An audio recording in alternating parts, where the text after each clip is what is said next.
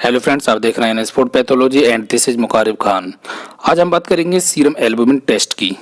Serum albumin test क्या होता है, सीरम एल्बुमिन टेस्ट क्यों किया जाता है, यह टेस्ट कैसे किया जाता है, इन सब के विषय में थोड़ी जानकारी मैं आपको दूंगा।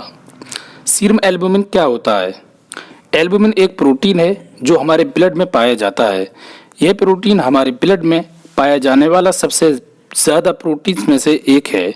सीरम एल्बुमिन टेस्ट क्या है? इस टेस्ट की हेल्प से हम जान सकते हैं कि ब्लड में एल्बुमिन की मात्रा कितनी है।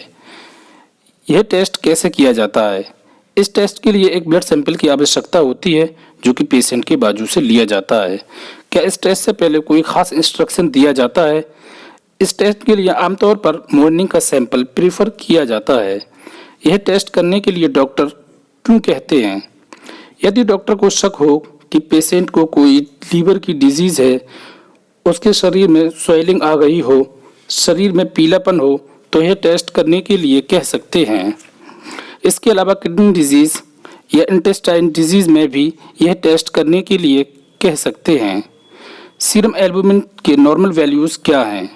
सीरम एल्बुमिन के नॉर्मल वैल्यूज़ 3.5 टू 5.5 मिलीग्राम पर डेसीलीटर ऑफ ब्लड तक हो सकते हैं, लेकिन यह वैल्यूज़ अलग अलग लेबोरेटरीज़ के अकॉर्डिंग थोड़े बहुत ऊपर नीचे हो सकते हैं। सीरम एल्बुमिन कम होने के क्या कारण हो सकते हैं? सीरम एल्बुमिन कम होने के 3 मेन कारण हो सकते हैं।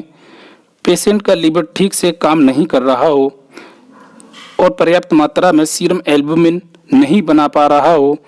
बीमारियां जैसे हेपेटाइटिस, सिरोसिस में सीरम एल्बुमिन कम हो सकता है। इसके अलावा किडनी डिजीज़ में सीरम एल्बुमिन यूरिन के थ्रू बाहर निकल जाता है और सीरम एल्बुमिन की मात्रा कम हो जाती है। स्टोमक डिजीज़ में भी सीरम एल्बुमिन कम हो सकता है, जैसे ट्रॉपिकल स्टूल।